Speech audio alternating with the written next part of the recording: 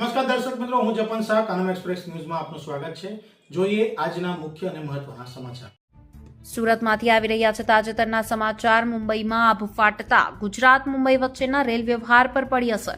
સફાળે, કેલ્વે road, Vasai road અને નાલા સોપારામાં ભારે જળભરાવને પગલે ટ્રેનો અટવાઈ। મુંબઈ તરફ જતી અનેક ટ્રેનોને અધવચ્ચે જ સુરત, વલસાડ અને વાપી સ્ટેશને શોર્ટ ટર્મિનેટ કરાઈ। મધ્ય રેલવેમાં ભૂસ્ખલનને કારણે પુણે, ભુજ, અમદાવાદ, ચેન્નઈ સહિતની અનેક ટ્રેનો અન્ય માર્ગે ડાયવર્ટ કરાઈ। રેલવે સ્ટેશનો પર તાબડતોબ સ્પેશિયલ હેલ્પ ડેસ્ક શરૂ કરાઈ। મુસાફરો માટે ખાસ એસટી બસોની વ્યવસ્થા કરાઈ। સુરત માલદા ટાઉન એક્સપ્રેસ 13426 તેના નિયમિત સમય કરતાં 2 કલાક અને 55 મિનિટ મોડી સાંજે 5:15 વાગ્યે ઉપડશે।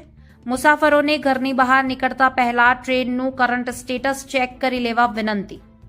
રિપોર્ટર સાગર સોલંકી, સુરત। आपका परिचय। मुंबई में भारी बारिश की वजह से सभी गाड़ियां देरी से चल रही हैं।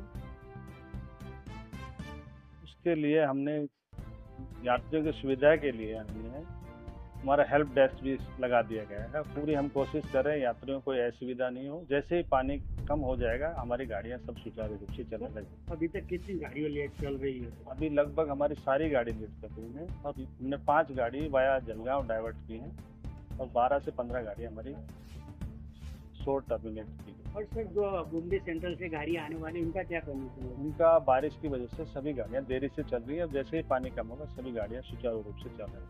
अभी सर, सूरत रेलवे स्टेशन का क्या स्थिति है? लोगों का क्या? सूरत में अभी हमारे यहाँ कोई ज़्यादा भीड़ नहीं है। हमने पूरी उनको जानकारी दे रहे हैं और जैसे डाउन की गाड़ियाँ हमारी ताप्ती से जो आई हैं तो अहमदाबाद की यात्री हमारे जाना शुरू हो गए।